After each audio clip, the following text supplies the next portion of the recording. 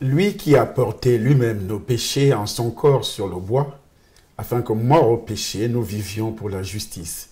Lui par les maîtrissures duquel vous avez été guéris. C'est 1 Pierre chapitre 2, le verset 24. Ici, Pierre aborde alors la réalité centrale de la souffrance du Seigneur, sa mort substitutive pour les pécheurs, selon Marc chapitre 10, verset 44, Romains chapitre 5, verset 8 et Éphésiens chapitre 5, verset 2. Vous pouvez aussi vérifier dans le livre d'Hébreux chapitre 2, verset 17. La rédemption est la nature substitutive, car elle signifie que Christ a payé un prix que nous ne pouvions acquitter. Christ a payé un prix que nous ne pouvions acquitter. Ici, nous avons devant nous l'image d'un sous-officier, un gendarme qui a donné sa vie pour une foule, 50 otages, mais plus principalement pour une dame qui a été prise en otage ce matin, ici en France. Le terroriste qui est entré dans ce magasin après avoir abattu une personne qui accompagnait le chauffeur d'un véhicule qui a été braqué. Et ce terroriste qui est entré dans un magasin, il a pris et les clients et les employés de ce magasin en otage. Plus précisément, une dame. Et cette dame, le colonel, ce sous-officier qui, envoyé par l'État français pour mettre de l'ordre, il représentait l'État français devant cette dame qui était déjà condamnée à mort parce que le terroriste avait pour mission abattre cette femme et aussi abattre un nombre important de clients et d'employés dans ce magasin. Alors, selon le Nouveau Testament, Christ a pris sur lui notre place, c'est-à-dire notre responsabilité légale. Il l'a assumé pour nous. Ainsi, cet homme qui se présente sur votre petit écran, je ne parviens pas à comprendre pourquoi, jusqu'à ce jour, les êtres humains ne comprennent pas le rôle de Christ. Ils pensent que Christ était un prophète comme les autres.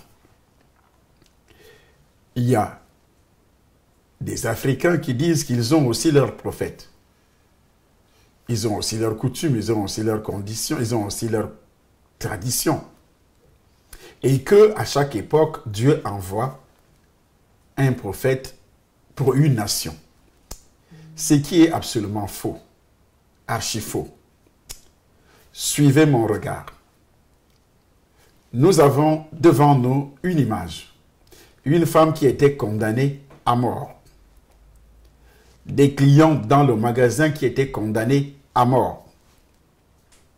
Le terroriste était bien armé. Il avait des poignards, il avait des fusils d'assaut. Il était prêt à tuer un nombre important de personnes dans le magasin. Ça veut dire que ces hommes et ces femmes étaient condamnés à mort. Cette femme était condamnée à mort. Et cet homme que vous voyez sur votre petit écran prend son courage à deux mains. Il s'avance vers le terroriste en disant « Lâche cet otage, moi je donne ma vie pour cette femme. » Il ne plaisantait pas. Le sous-officier savait que le terroriste avait déjà tué. Ce n'était pas de la plaisanterie. Il avait déjà tiré sur une personne qui accompagnait un chauffeur. Ils étaient dans la voiture. Et il a blessé grièvement le conducteur d'un véhicule. Il a pris le véhicule. Donc, le sous-officier savait que les armes que le terroriste avait, ce n'étaient pas des armes factices. C'était des armes réelles. Et qu'il avait réellement l'intention, que le terroriste avait réellement l'intention de tuer. Il savait que sa vie est en danger. En prenant la place de cette femme, il savait qu'il livre sa vie, qu'il sacrifie sa vie pour des clients et pour cette femme. C'est ce qui s'est passé. Aujourd'hui, en France, les gens disent, ils se posent des questions. Quel est réellement le rôle de Christ? Pourquoi lui? Pourquoi on dit qu'il est le sauveur? Christ n'est pas un prophète. Il a donné sa vie pour que la personne qui croit ait la vie. Nous avons une image plausible aux yeux de toute l'humanité, devant toutes les chaînes de télévision. Les journalistes ont fait des commentaires sur un acte que cet homme devant vous, peut-être Dieu lui donnera la vie, peut-être il ne mourra pas, parce que jusqu'à nouvelle,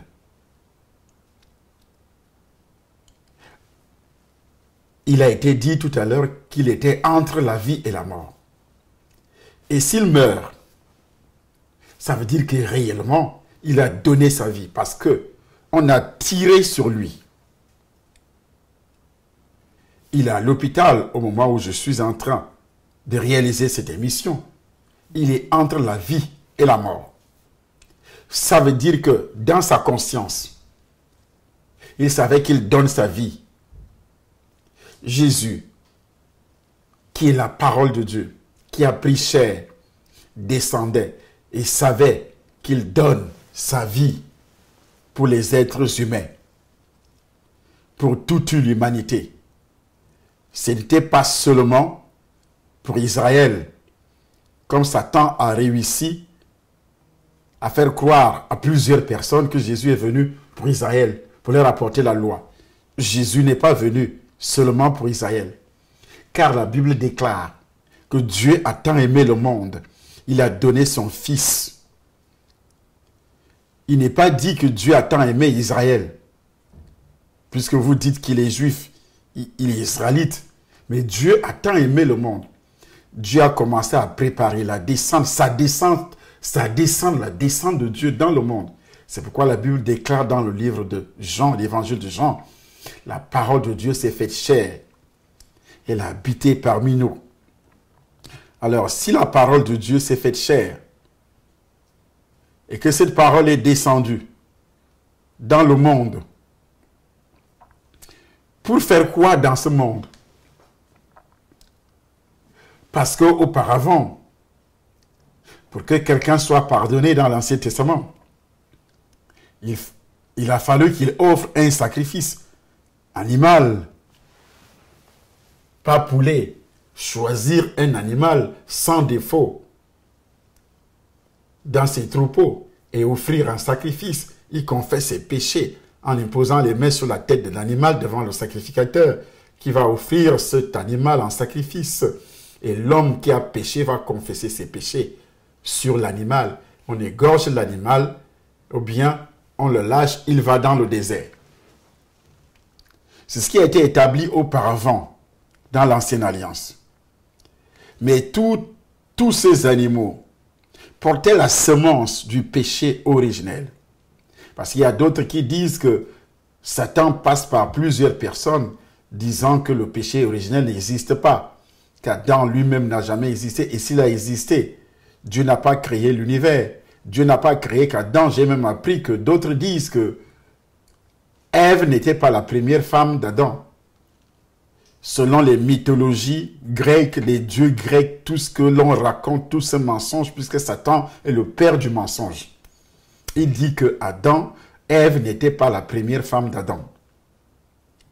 Il y a eu d'autres femmes. Une première femme, il donne même le nom, ce qui est archi faux. Et alors, qu'est-ce qui va se passer? Dieu voit que tous les sacrifices que les hommes faisaient ne pouvaient sauver personne parce que ces sacrifices, ces animaux qui étaient choisis, étaient aussi condamnés par le péché originel. J'ai dit condamnés par le péché originel. Une condamnation spirituelle. Où est-ce que le sang, puisque cette condamnation se trouvait dans notre sang, cette femme était condamnée à mourir. C'est elle qui devait mourir. C'est elle qui était condamnée à mourir. S'il n'avait pas été tué par le terroriste, elle devait être tuée par les balles des soldats, des gendarmes qui voulaient tuer le terroriste. Donc, elle était condamnée à mort. Quelles que soient les conditions, et si cet homme avait réussi à prendre en otage les 50 personnes qui étaient dans le magasin, beaucoup allaient périr, donc tout ce monde était condamné à mort. Une seule personne a sauvé la vie à 50 personnes qui étaient dans le magasin, y compris les employés, et aussi à cette femme qui a été récupérée par le terroriste en disant « Si vous vous approchez, il s'adresse aux gendarmes, si vous approchez, cette femme est abattue. » Ce monsieur que vous voyez, ce gendarme, avec un amour qui s'est manifesté dans son cœur, voilà ce qu'on appelle l'amour de Dieu, qui sacrifie son fils pour toi, pour que tu meurs, parce que tu étais condamné à mort.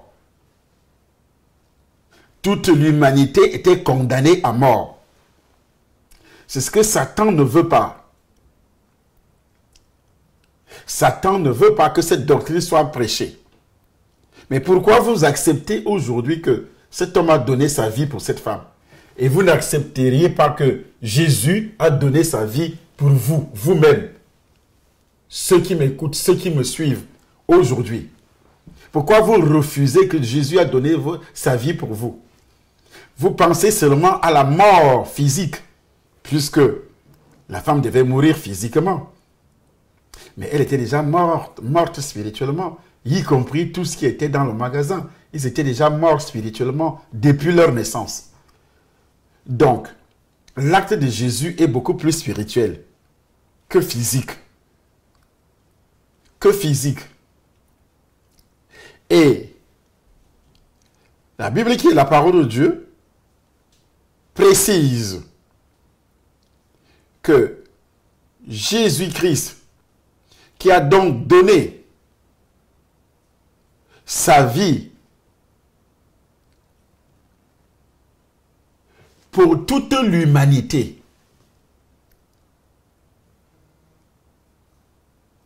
afin que nous soyons sauvés spirituellement et entrer au ciel, au paradis. On vous dit que le paradis n'existe pas, vous allez revenir comme les animaux, comme ceci, par le canal de la réincarnation. C'est Satan. Ce sont les inventions de Satan. Ce sont les inventions de Satan. Cet homme a donné la vie pour une femme. Elle n'est pas morte. C'est l'amour.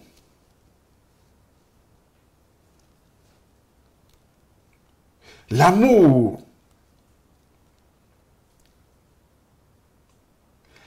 Il y a eu une manifestation d'amour dans le cœur de cet homme. C'est ainsi que Jésus-Christ a manifesté aussi son amour envers nous. Cet homme a aimé tout ce qui était dans le magasin. 50 personnes, dit-on. Plus une femme qui était déjà prête à être détruite. Sa vie était déjà prête à être détruite. Mais il a pris son courage. Comme Jésus-Christ. Donc, ce que Paul veut expliquer, Pierre veut aussi expliquer la même chose. Les deux considèrent que le thème de l'expiation substitutive de Christ est fondamental. Aux Galates, il écrit, Paul, « Christ nous a rachetés de la malédiction de la loi. » Puisque la malédiction prononcée par Dieu a condamné toute l'humanité à la mort. Cet homme, physiquement, l'acte de Christ est spirituel, mais l'acte de cet homme est physique. Il a racheté une femme qui était déjà condamnée à mort. Quel courage, quel amour, cet homme. C'est un héros. Il prend la place de la femme. Quand j'ai suivi ça, je tremblais au volant dans mon véhicule. Je tremblais et je voyais l'acte de Christ. Dans sa lettre, surtout le livre de Ésaïe 53, qui nous explique encore beaucoup plus et en profondeur ce qui s'est passé. Ésaïe 53 rapporte que, nous lisons, qui a cru à ce qui nous était annoncé, qui a reconnu le bras de l'Éternel. Il dit, il s'est levé devant lui comme une faible plante, comme un rejeton qui sort d'une terre desséchée. Ce garçon s'est dépouillé, il a pris ses armes, il a laissé. Parce que s'il s'approchait avec les armes, directement le terroriste l'abattait. Du coup, il a tout laissé. Il s'est avancé, dit, je donne ma vie, tue-moi, laisse cette femme. Quel courage! Pourquoi aucun gendarme parmi eux? Il s'est volontairement. Ce n'est pas l'État français qui l'a désigné. Jésus-Christ dit, je donne ma vie. Je donne ma vie. Il a donné sa vie. Dieu a donné son fils, mais le fils a accepté de descendre volontairement. Celui-ci, c'est l'État qui l'a envoyé. Mais quand il arrive sur le terrain, il va vers le terroriste pour sauver une femme. Parce que s'il s'approchait avec les armes, il tirait sur la femme. Parce qu'il savait que lui, il va mourir. Mais avant de mourir, il doit faire un carnage. Il doit faire un carnage. Tuer un nombre important de personnes. C'est ça le rôle de Satan. Satan, avant d'aller en enfer, il veut aller avec des milliards. Il veut que tous les milliards, 7 milliards d'habitants aillent en enfer avec lui. C'est pourquoi il passe par les mensonges. Il passe par les meurtres, par tout ce que vous voulez. Il passe par des tromperies. Il trompe les gens. Il dit aux gens que l'enfer n'existe pas. Personne ne peut prendre la place de l'autre. Mais voici un exemple clair. Ce garçon prend la place de 50 personnes dans un magasin, prend la place d'une femme qui était déjà livrée entre les mains.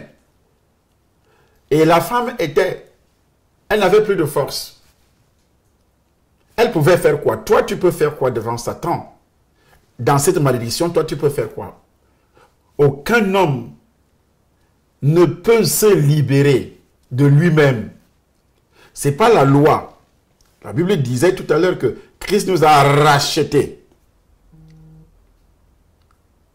de la puissance de la loi. Christ nous a rachetés. Et ici il dit, nous étions tous errants comme des brebis. Chacun suivait sa propre voie. Et l'Éternel a fait retomber sur lui l'iniquité de nous tous. Errants. Dans ce magasin, c'était... les gens couraient de gauche à droite. Parce que quand il est entré, il a battu un client. Il a commencé à tirer sur les gens. Et ça a provoqué une débandade. Les gens allaient de gauche à droite. La Bible dit, nous étions tous errants comme des brebis. Chacun suivait sa propre voie. Il tenait à faire retomber sur lui l'iniquité de nous tous. La mort qui devait s'abattre sur ces gens, les balles qui devaient toucher ces gens, qui devaient transpercer cette femme, ont touché ce monsieur. L'amour qui s'est manifesté dans le cœur de cet homme que vous voyez sur votre écran. Comment se fait-il que il a une famille, il a un avenir. Ce n'était pas un sans-galon. Il avait déjà rang de colonel. Il n'avait pas de problème. Ce garçon que vous voyez n'avait pas de problème. Il avait un avenir professionnel. En tout et pour tout. Il s'est levé. Il pouvait désigner un autre soldat. Il ne l'a pas fait. Comme la Bible le dit, Dieu est descendu dans le monde. Il a pris la chair. En prenant la chair, ça veut dire sans armes, sans force. Il dit, je vais mourir. Il savait qu'il allait mourir. Ce n'était pas un jeu pour lui. Il savait que là où je vais là, la vie ou la mort. Et la mort était à 90%, la vie à 10%. Parce qu'il savait que ce terroriste ne blaguait pas. Il le savait. Et l'idée centrale de cet homme était de tuer. Il a d'abord tiré sur les gendarmes sans armes qui finissaient leur activité sportive le matin. Il a tiré sur eux.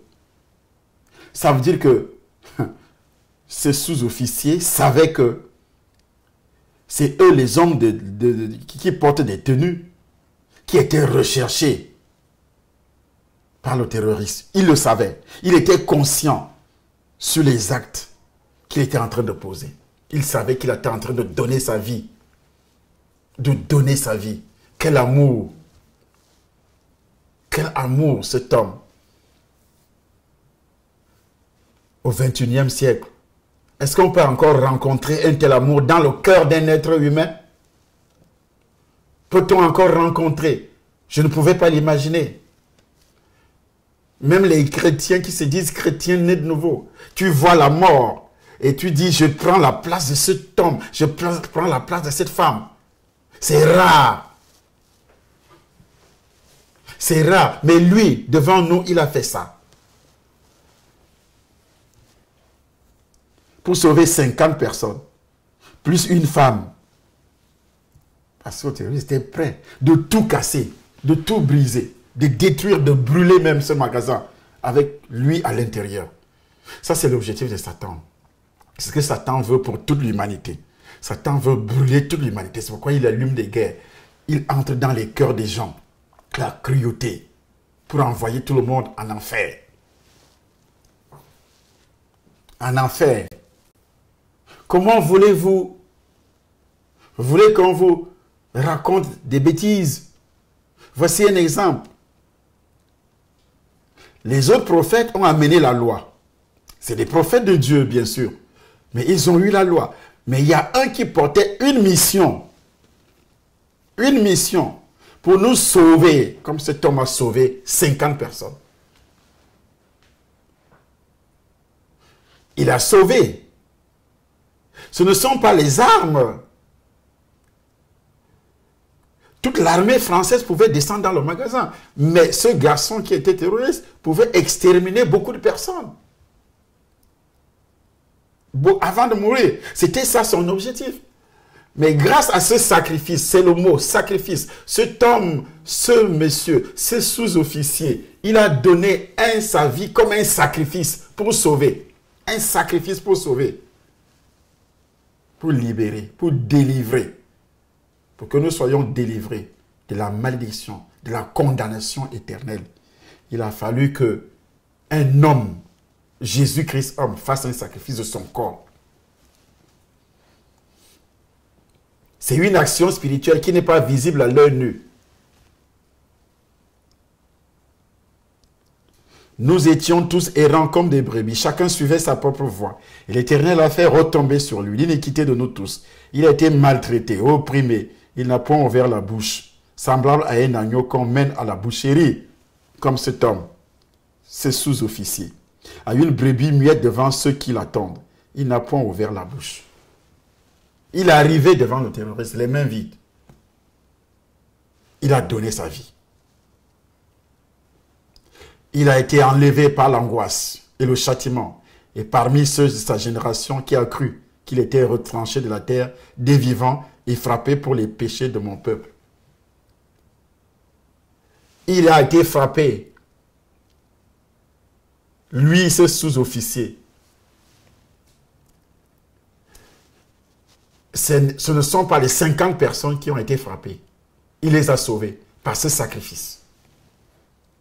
La femme n'est pas morte. L'homme a lâché la femme. On ne nous dit pas ce soir que la femme a été tuée.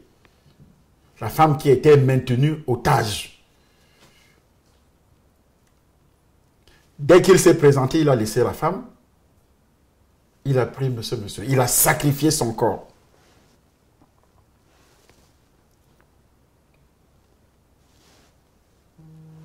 Il a sacrifié son corps.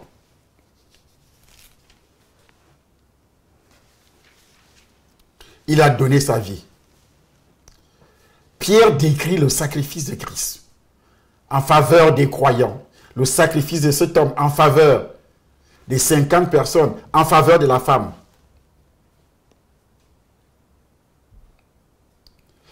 C'est pourquoi j'ai lu la prophétie d'Ésaïe 53, versets 4 et 5 jusqu'à 11.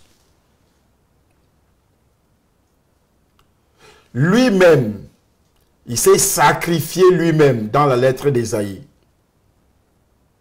Il s'est sacrifié lui-même. Comme ce garçon. Lui-même, volontairement.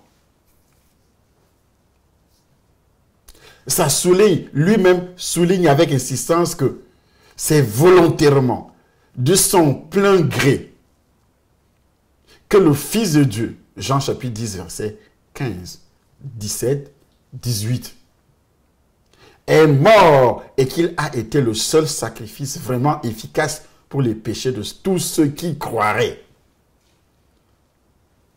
Le seul sacrifice vraiment efficace parce que son sang, c'est pourquoi il est né sans péché. Les gens me disent que, oh oui, il y a eu des naissances comme ça dans tel coin du monde. Alors ces gens-là se sont sacrifiés pour vous.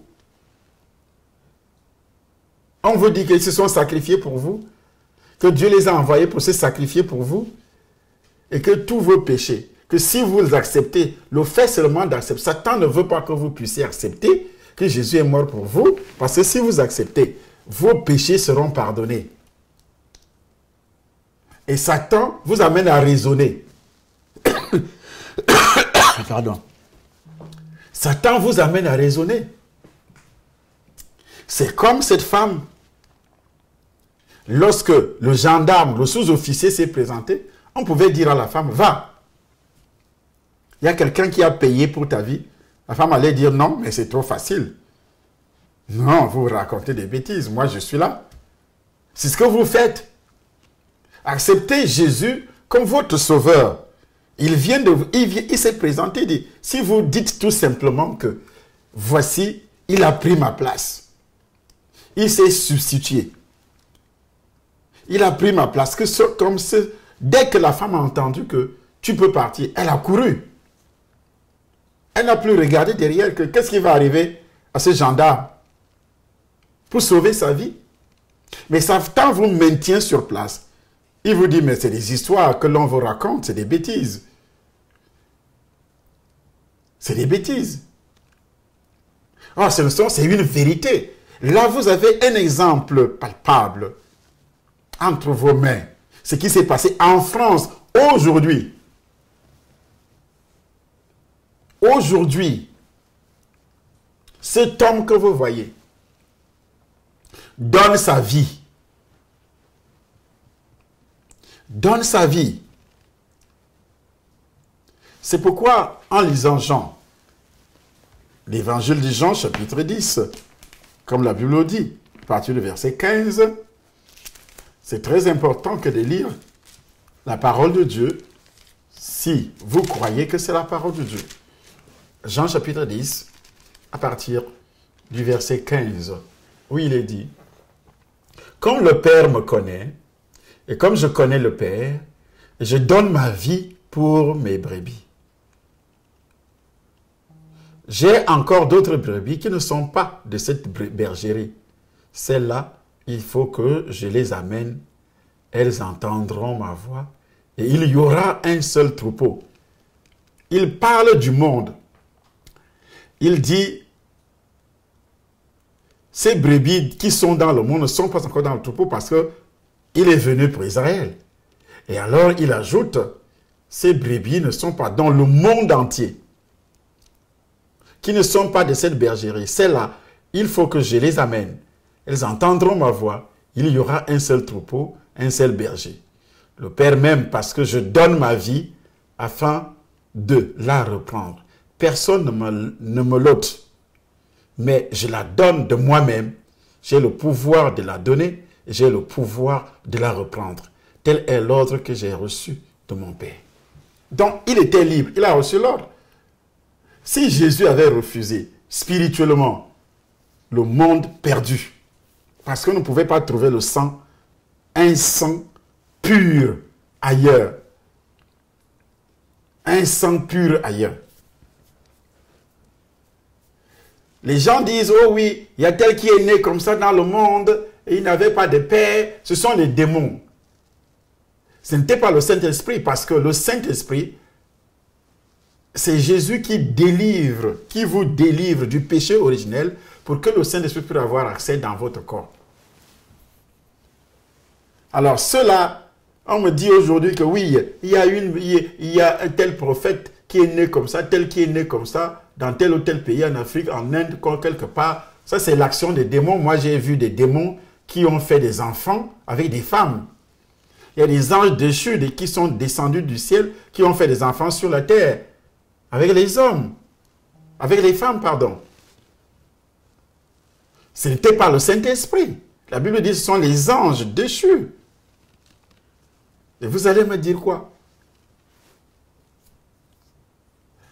Alors, cela, ce n'est pas le Saint-Esprit. C'est la pollution, c'est la malédiction qui est dans leur sang. Et leur sang ne peut jamais purifier mon sang si tu acceptes pour détruire le péché, la malédiction adamique qui te conduit en enfer. Jésus-Christ précise, et la Bible dit au verset 19, « Il y a eu de nouveau, à cause de ces paroles, division parmi les Juifs. Plusieurs d'entre eux disaient, il a un démon, il est fou, pourquoi l'écoutez-vous? D'autres disaient, ce ne sont pas les paroles d'un démoniaque. Un démon peut-il ouvrir les yeux des aveugles? Il est fou. C'est la même chose, c'est Satan qui parlait par la bouche de ces gens. Il est fou, pourquoi vous l'écoutez? Parce que Satan ne voudrait pas que vous soyez sauvés. Satan ne voudrait pas que vous puissiez accepter Jésus-Christ comme votre sauveur personnel.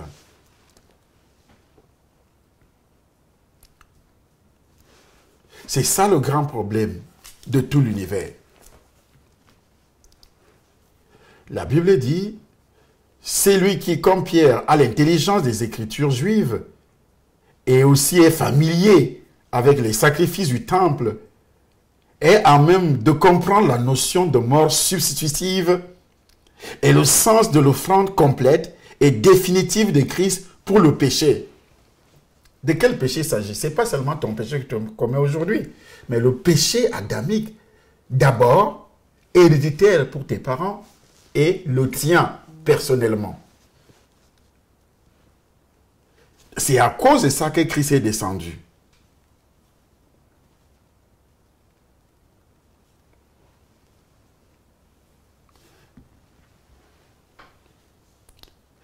Dire que Jésus a porté les péchés des croyants signifie qu'il a subi le châtiment de tous les péchés, tous les individus qui ne seront jamais pardonnés. en recevant de plein fouet la colère de Dieu, cette colère qui existait sur nous, qui existe encore sur toute l'humanité, Christ ne s'est pas contenté de passer par la mort corporelle. L'action de cet homme s'arrête sur la mort corporelle.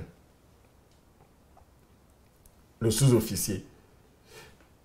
Son sang qui a coulé ne peut pas sauver cette femme, ne peut pas délivrer cette femme spirituellement. Ni les 50 personnes qui ont été sauvées, qui étaient au magasin. Mais l'acte de cet homme est semblable à l'acte de Christ. Pourquoi? Parce qu'il a pris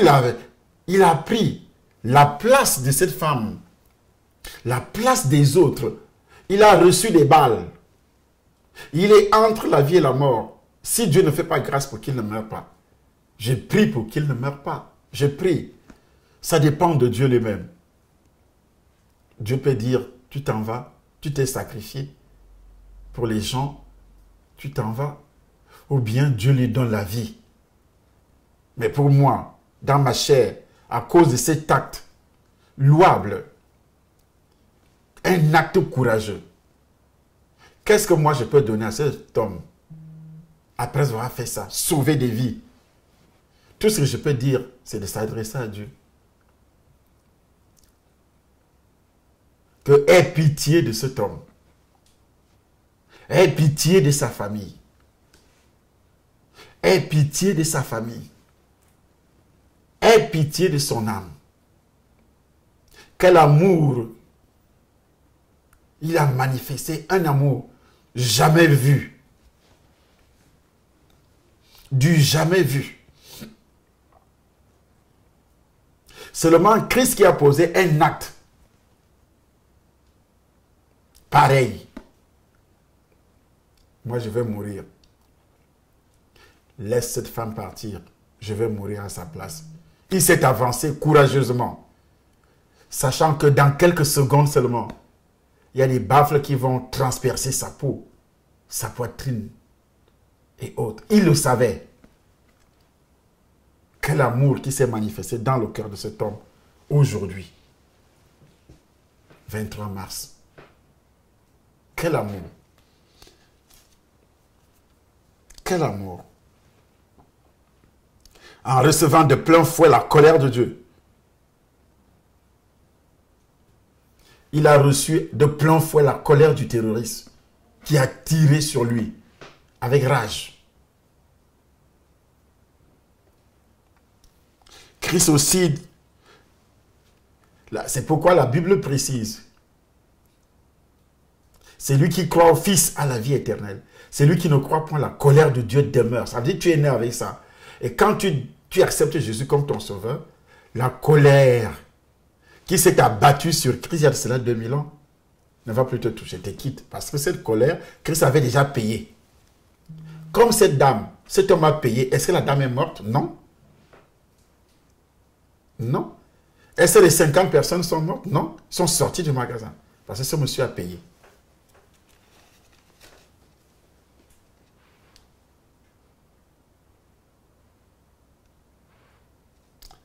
Quelle horrible histoire. La Bible précise, ignorez-vous que nous tous qui avons été baptisés en Jésus-Christ, c'est en sa mort que nous avons été baptisés. Nous avons été donc ensevelis avec lui par le baptême en sa mort. Afin que comme Christ est ressuscité des morts par la gloire du Père, de même nous aussi nous marchions en nouveauté de vie. De même, l'action est spirituelle. Dieu a aimé le monde. Christ a donné sa vie. Jésus vous aime. Prenez l'exemple de cet amour que nous voyons aujourd'hui. Cet homme ne connaissait pas cette femme. Ne dites jamais il n'y a personne qui m'aime. Il ne faut pas vous suicider en disant il n'y a personne qui m'aime. Tout va mal. Il y a quelqu'un qui vous aime, qui a donné sa vie. Il suffit seulement d'accepter et j'accepte ce sacrifice de Jésus-Christ. Seigneur Jésus, pardonne-moi. Dieu, pardonne-moi au nom de Jésus. Dieu, pardonne-moi au nom de Jésus. Et ça sera fait. Tu seras sauvé. Pierre compare mort au péché et cet éveil à la vie de justice, à une guérison. Lui par les maîtrissures duquel vous avez été guéris. Ne pensez pas toujours à la guérison physique, parce que beaucoup de chrétiens citent ça. Mais il y a une guérison spirituelle. Dans le cadre de l'amour, tout le monde peut te décevoir. Ta mère, ton père, tes frères. Mais il y a une seule personne qui ne peut pas te décevoir. Elle s'appelle Jésus. Qui peut régler. Si tu lui fais confiance aujourd'hui, qui peut te pardonner, qui t'aime comme tu es là. Il veut seulement que tu t'approches de lui. Que tu l'acceptes, que tu acceptes ses sacrifices. Cet homme a-t-il regardé les péchés de cette femme? L'officier qui a sacrifié sa vie ce matin. A-t-il regardé les péchés de cette femme? Est-ce que cette femme-là n'a jamais péché? Les 50 personnes qui étaient dans la salle, dans le magasin, n'ont jamais péché? Si. Ils ont commis des péchés avant de se retrouver dans ce magasin. Mais l'homme n'a pas regardé qui étaient ces hommes, qui étaient ces femmes, qui étaient dans le magasin. Il s'est avancé tout simplement. C'est comme ça que Christ aussi s'est avancé. Il nous a aimés, malgré. Il n'est pas venu pour les justes. Il suffit seulement de reconnaître que vous êtes né dans le péché adamique, que vous êtes coupable à cause du péché adamique. Parce que vous n'aimez pas entendre dire que vous êtes coupable à cause de votre péché. Mais c'est à cause du péché adamique. Tu es né étant coupable déjà, condamné. Reconnais tout simplement que je suis né condamné. Jésus, je demande pardon à Dieu au nom de Jésus-Christ. C'est comme ça que la nouvelle naissance commence. En effet, si nous sommes devenus une même plante avec lui par la conformité à sa mort, nous le serons aussi par la conformité à sa résurrection. Sachant que notre vieil homme a été crucifié avec lui, afin que le corps du péché soit réduit à l'impuissance, pour que nous ne soyons plus esclaves du péché, car celui qui est mort est libre du péché. Or, si nous sommes morts avec Christ, nous croyons que nous vivrons aussi avec lui, sachant que Christ ressuscité des morts ne meurt plus. La mort n'a plus de pouvoir sur lui, car il est mort, et c'est pour le péché qu'il est mort, une fois pour toutes. Il est revenu à la vie, et c'est pour Dieu qu'il vit. Ainsi, vous-même, regardez-vous comme mort au péché, et comme vivant pour Dieu. Et comme vivant pour Dieu, en Jésus-Christ. En Jésus-Christ. L'union à la mort et à la résurrection de Christ ne change pas seulement la position des croyants devant Dieu, qui les déclare justes, puisque la facture a été réglée et leur péché enlevé. La facture pour la mort physique de cette dame a été réglée par l'officier. C'est pourquoi la dame est sortie indemne. C'est pourquoi les 50 personnes ont été libérées indemnes. Mais la personne qui a payé, c'est l'officier. C'est l'officier. Il n'était pas n'importe qui dans l'armée. Jésus, fils de Dieu, n'était pas n'importe qui aussi. Celui-ci n'était pas n'importe qui dans l'armée. Regardez, frères, sœurs, Français, pourquoi cela vous dépasse de dire tout simplement, j'accepte Jésus. Vous voulez seulement aller vous suicider, aller dire que oui, je vais revenir comme dans la réincarnation. Vous parlez de réincarnation, de l'hindouisme, des choses semblables. C'est des choses comme ça que vous aimez? Français, Camerounais, Tchadiens, Africains, le monde entier. Le monde entier.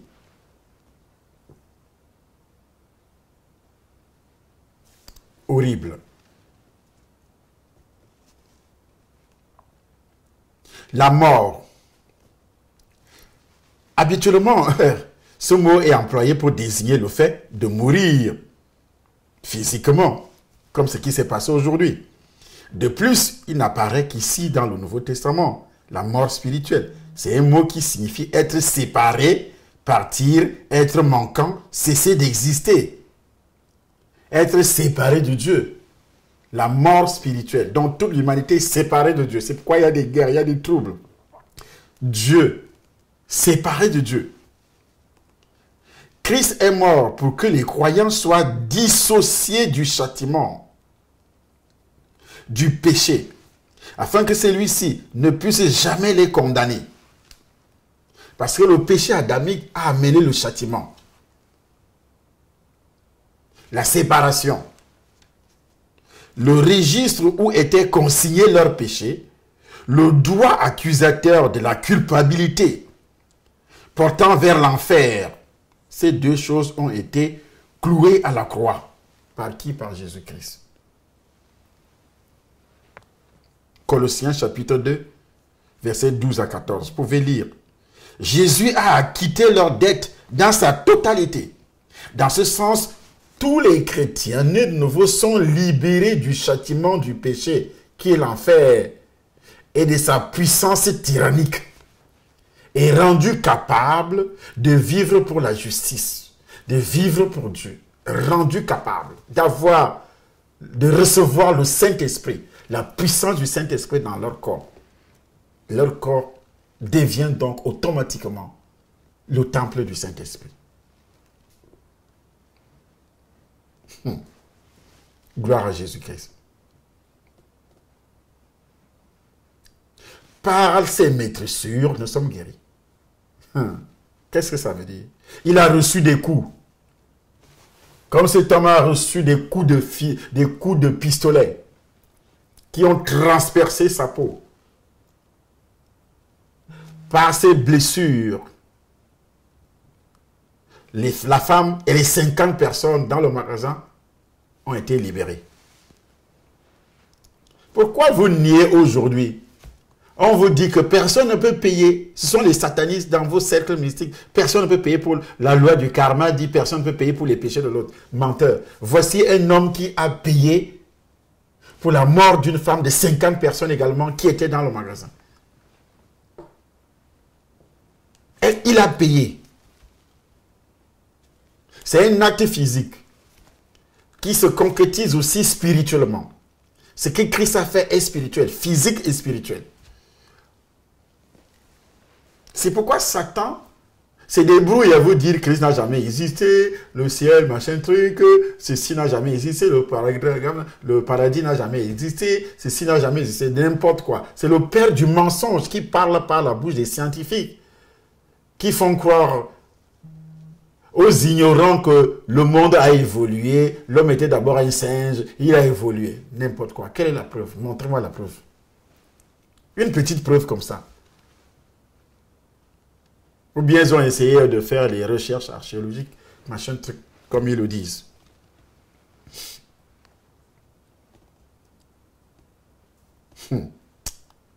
Christ est mort pour que les croyants soient dissociés du châtiment du péché. Jésus a acquitté leur dette dans sa totalité. Dans ce sens, tous les chrétiens sont libérés du châtiment, du péché. Pierre compare cette mort au péché et cet éveil à la vie justice à une guérison. C'est une guérison. Tu es guéri, tu es libéré, tu es guéri spirituellement. Parce qu'on t'a condamné. Les gens ont raconté des choses sur toi. Psychologiquement, tu es touché. Matériellement, tu es touché. Donc la guérison ici n'est pas seulement physique. Sur le problème des maladies, non. Les échecs, le rejet. Donc l'amour de Jésus-Christ, c'est une guérison. Il t'aime. Il peut te donner tout ce que tu veux, y compris le ciel.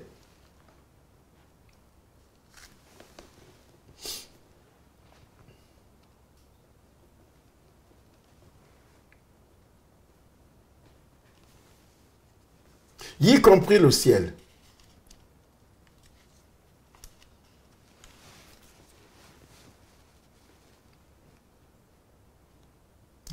Car vous étiez comme des brebis errants, mais maintenant vous êtes retournés vers le berger et le gardien de vos âmes.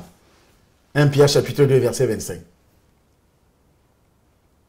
Vous étiez comme des brebis errants. Toute l'humanité, ce sont des brebis errants.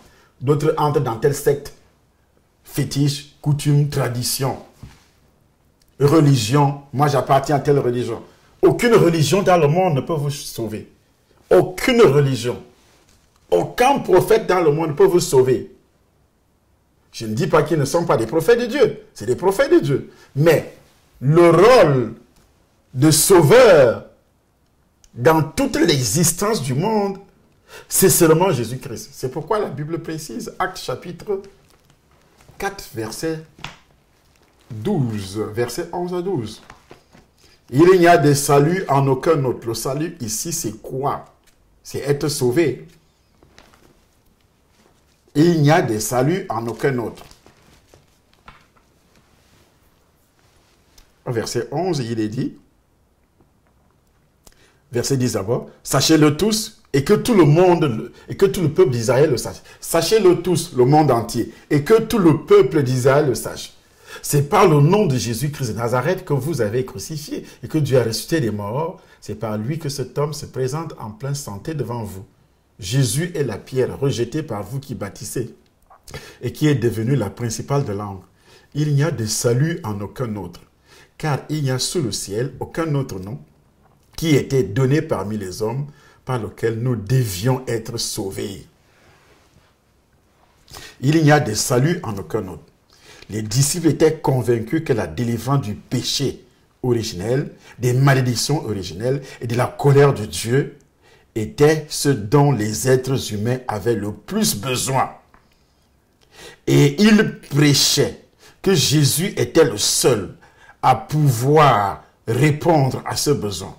Cette vérité relève la nature exclusive de l'Évangile et aussi la grande responsabilité de l'Église qui doit prêcher l'Évangile à tous les hommes.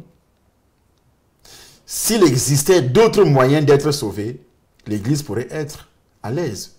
Mais d'après Christ lui-même, Jean chapitre 14, verset 6, qu'est-ce qu'il a dit? Il n'existe aucun espoir de salut pour ceux qui sont en dehors de Christ. Parce que lui sauve. On ne parle pas de la loi. Les autres prophètes, comme ce que ce soit dans l'Ancien Testament, le Nouveau Testament, ou bien dans les religions, ils sont des prophètes de Dieu, on n'en disconvient pas. Mais je dis ceci, en matière de salut, il n'y a que Jésus-Christ seul. Lui-même, il a parlé de ça. Je vous ai donné Jean chapitre 14, verset 6. Qu'est-ce qu'il dit au chapitre 14, verset 6? Jean, nous allons lire. Parce que pourquoi nous devons lire la parole? Moi, je crois que c'est la parole. Jean, chapitre 14, et le verset 6, qu'est-ce qui est écrit? Voici ce qui est dit.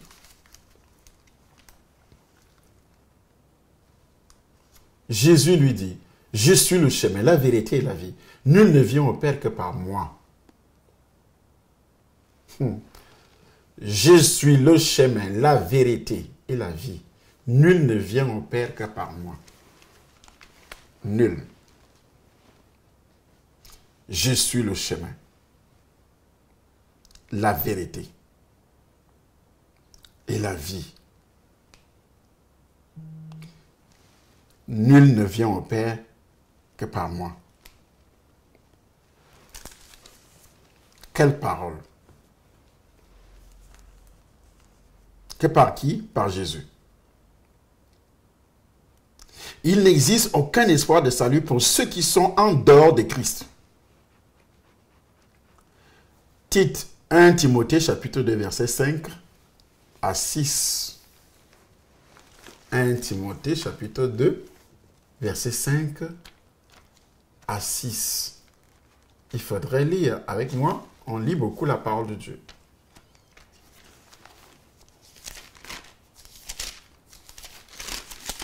Chapitre 2, Car il y a un seul Dieu et aussi un seul médiateur entre Dieu et les hommes, Jésus-Christ homme, qui s'est donné lui-même en rançon pour nous, pour tous.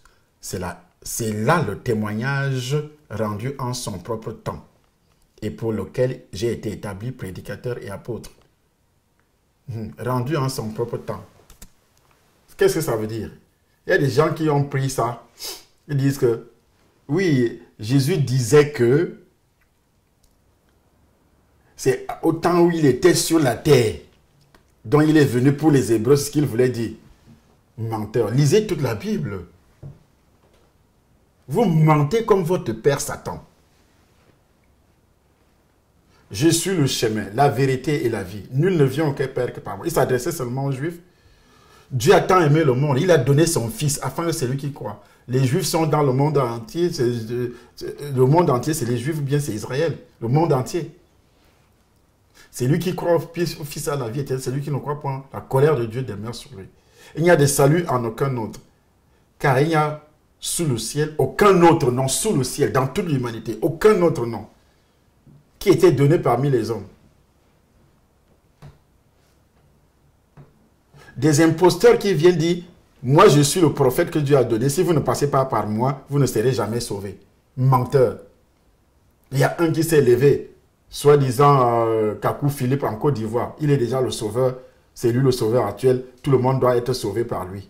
Lui-même, avec le péché originel dans son sang, le péché originel avec tous les péchés n'a jamais été pardonné. C'est des blasphèmes. Mais il y a des gens qui le suivent. C'est des mensonges de Satan. N'a-t-il pas un père, lui-là? N'est-il pas né par le canal d'un rapport sexuel? Est-ce que Jésus est né par le canal d'un rapport sexuel? Dieu a parlé dans l'ancien temps par les prophètes. Dieu nous parle maintenant par son Fils, qu'il établit héritier. Héritier pourquoi? Parce que c'est lui qui sauve tout le monde.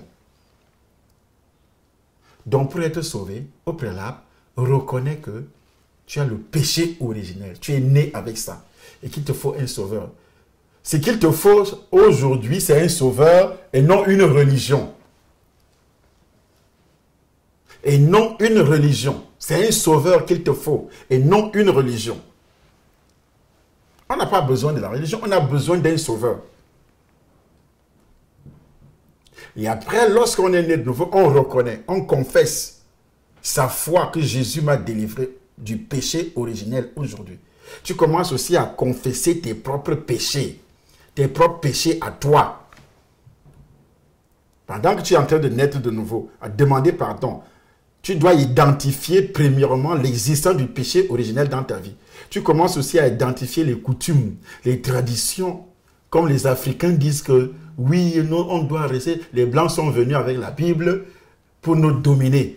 Mais moi, je préfère encore le Dieu des Blancs parce que les ancêtres des Blancs, c'était des chrétiens nés de nouveau. Les ancêtres des Blancs d'aujourd'hui, là, leurs ancêtres. L'évangile a commencé où? L'évangile est entré après les Juifs quand Jésus-Christ a été crucifié. Le Saint-Esprit est descendu. Il y avait à Jérusalem en séjour des hommes et des femmes qui venaient de part et d'autre, de Rome, de ceci, de cela. Et l'évangile a été répandu partout. En Europe, partout. Alors, et Dieu leur a donné l'intelligence parce que leurs ancêtres ont été délivrés du péché originel. La Bible dit que si quelqu'un manque de sagesse, qu'il demande à Dieu. Ils ont commencé à demander, ils ont été délivrés du péché originel, délivrés des péchés héréditaires, des traditions, des coutumes et autres. Ils ont commencé à recevoir la sagesse.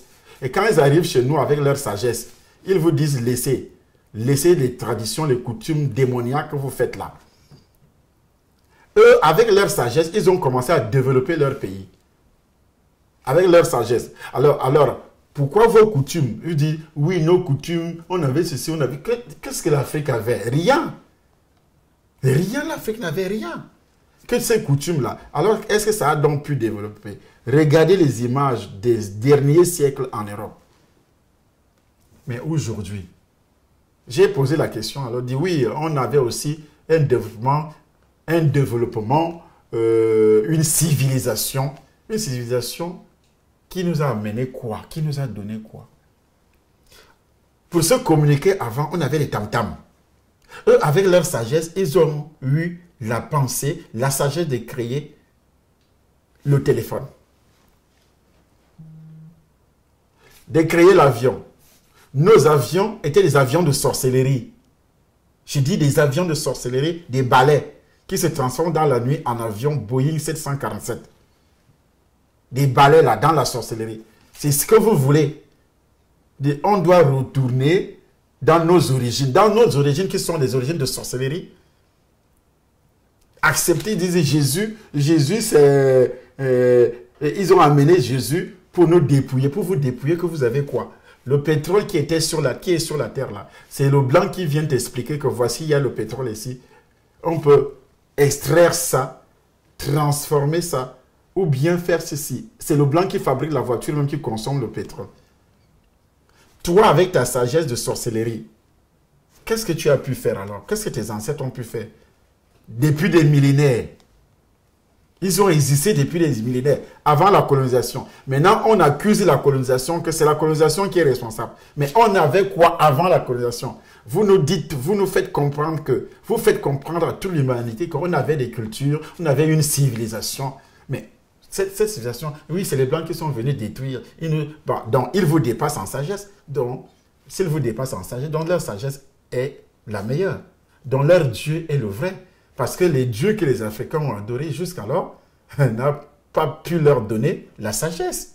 Si oui, de s'entretuer, de s'engueuler, de s'insulter sur Facebook, c'est critiquer les coups d'État, le vol, la corruption, la destruction de leur propre bien. Voilà la sagesse qu'on nous a donnée.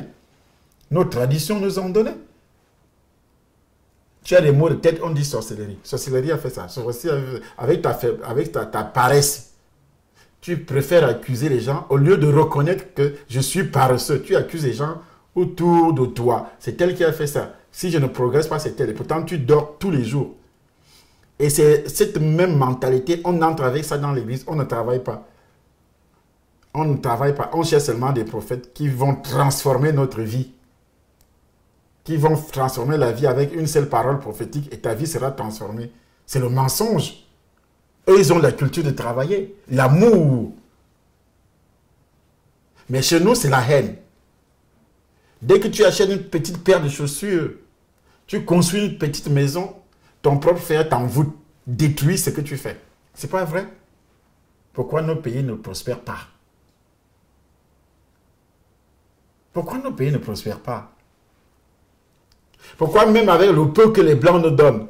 Au Cameroun aujourd'hui, tous les ministres sont en prison. Pourquoi? Ils sont milliardaires. Pourquoi? Est-ce que c'est l'argent qui manque? De nos jours, vous avez déjà vu ça où? Dans un état que, je peux dire, 50% des ministres passent. Dès que tu quittes le pouvoir, c'est la porte de la prison qui t'attend. De nos jours, il sera même difficile que quelqu'un accepte un poste ministériel. Parce que tu finis toujours par rejoindre, comment on appelle, le collège de Kondangui, l'université numéro 1. Accepter Jésus, vous refusez. C'est le matériel, c'est ceci, c'est cela. On court derrière les biens éphémères, les biens temporaires, l'argent, le luxe, tout ceci. Regardez un petit gars comme ce militaire, ce gendarme, qui donne sa vie. Il donne sa vie. Il donne sa vie pour 50 personnes, afin que ces 50 personnes ne meurent pas. Lui donne sa vie. Aujourd'hui, la télévision, les médias disent que sa vie est il est entre la vie et la mort. C'est pourquoi je continue à prier Dieu. Et vous aussi, priez pour lui. Si Dieu décide de le prendre, il est souverain. Mais nous devons prier pour que Dieu ait pitié de cet homme et de sa famille. Parce qu'il a posé un acte.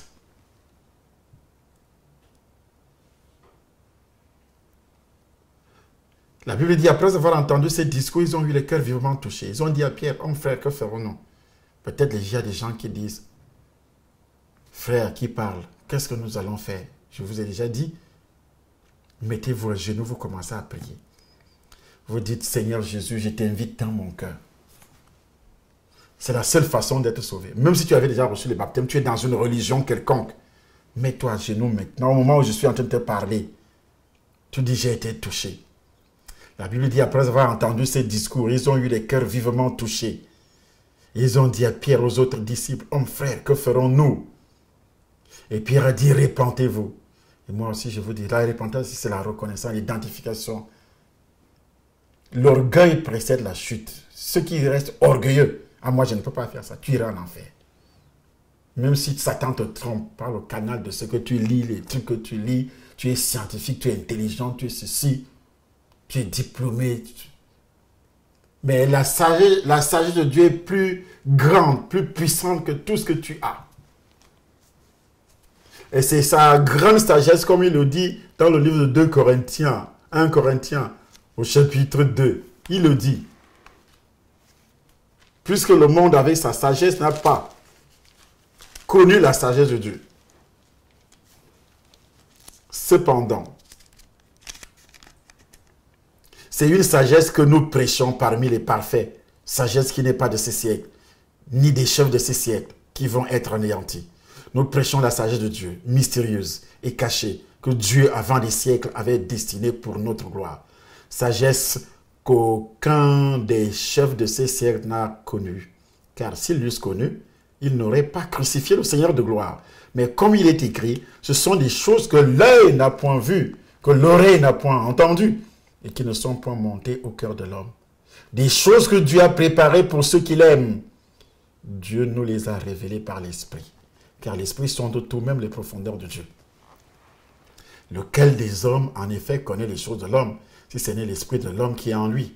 De même personne ne connaît les choses de Dieu, si ce n'est l'Esprit de Dieu. Et pour avoir l'Esprit de Dieu, il faut d'abord être délivré du péché originel par le sang de Christ. Or, nous n'avons pas reçu l'Esprit du monde, mais l'Esprit qui vient de Dieu, afin que nous connaissions les choses que Dieu nous a données par sa grâce. Et nous en parlons non avec des discours qu'enseigne la sagesse humaine, mais avec ceux qu'enseigne l'Esprit employant un langage spirituel, pour les choses spirituelles. Mais l'homme animal ne reçoit pas les choses de l'Esprit de Dieu, dont tous les hommes qui ne sont pas convertis. Il ne parle pas de religion. Car elles sont une folie pour lui, et il ne peut les connaître, parce que c'est spirituellement qu'on en juge. L'homme spirituel, au contraire, juge de tout, et il n'est lui-même jugé par personne. Car qui a connu la pensée du Seigneur pour l'instruire? Or, nous avons la pensée de Christ. Mets-toi à genoux, tu dis, je reconnais que je suis né dans le péché originel. J'ai été condamné, la première condamnation qui a touché les premiers hommes dans le jardin d'Éden. Je suis né avec ce sang de condamnation pour aller directement en enfer. Je suis né étant séparé de Dieu. Je suis né dans le péché. Seigneur Jésus, que ton sang, tu as donné ton corps comme sacrifice. J'accepte ce sacrifice. Que par ce sacrifice, moi aussi, je suis sauvé. Moi aussi, je suis délivré du péché originel, des péchés héréditaires et de mes propres péchés. Et tu commences à énumérer tes propres péchés. Et tu prends l'engagement de les abandonner par la puissance du Saint-Esprit. Même si tu avais déjà pris 1000 baptêmes auparavant. À partir d'aujourd'hui, c'est aujourd'hui que tu es en train de naître de nouveau. De naître de nouveau.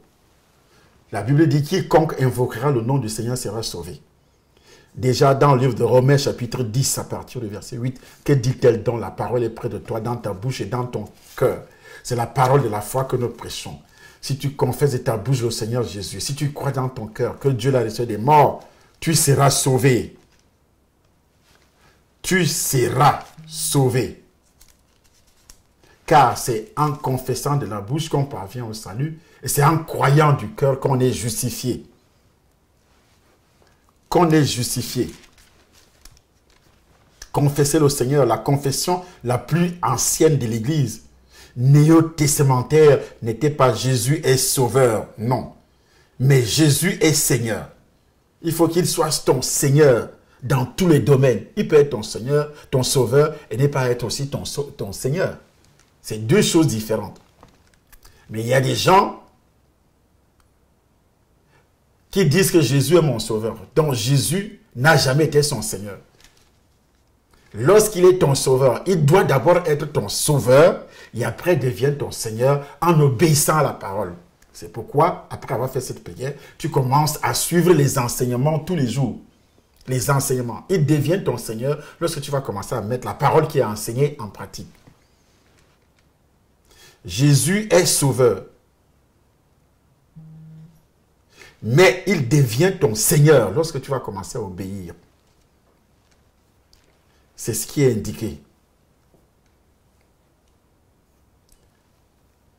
Et c'est très important. Donc tu dois te rejoindre à un groupe de chrétiens nés de nouveau.